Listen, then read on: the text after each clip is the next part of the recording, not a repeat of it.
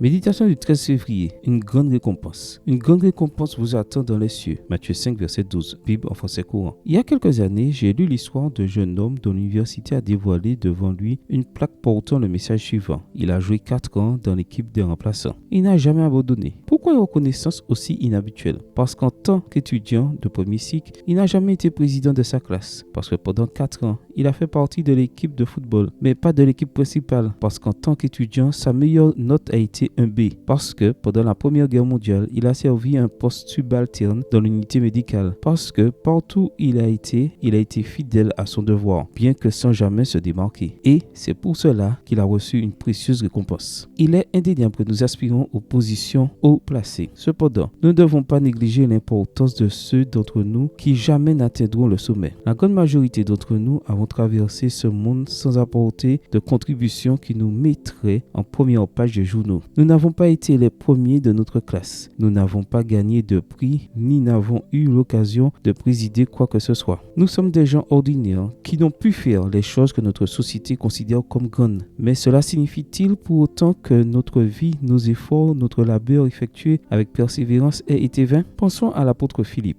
A-t-il écrit des lettres? A-t-il fait des miracles? A-t-il présidé le conseil de Jérusalem? Non. Philippe fait partie de ceux qui jamais n'ont appartenu ni à l'équipe la plus en vue, ni au groupe les plus brillants ou plus célèbres. Alors, qu'a-t-il fait? Eh bien, il trouva Nathanaël et lui dit: nous avons trouvé celui dont il est parlé dans la loi de Moïse et dans les prophètes. Jean 1, verset 45. Lorsque les Grecs ont voulu parler à Jésus, à qui se sont-ils adressés? Ils se sont approchés de Philippe, qui a fait en sorte que Jésus les reçoive. Tranquillement et sans ostentation extérieure, ce Philippe, qui n'a en apparence rien fait de significatif pour l'humanité, a été un instrument spécial de Dieu pour bénir directement les gens autour de lui. Il n'a rien apporté de grand à l'échelle mondiale, mais a considérablement enrichi ceux qui lui étaient proches. Au Philippe qui passe inaperçu aux yeux des hommes, Dieu assure: je connais ta tribulation et ta pauvreté. Apocalypse 2, verset 9. Celui qui voit la petitesse de nos œuvres secrètes nous offre cette précieuse promesse. Réjouissez-vous, soyez heureux, car une grande récompense vous attend dans les cieux. Amen. Bonne journée à vous et que le Seigneur vous bénisse.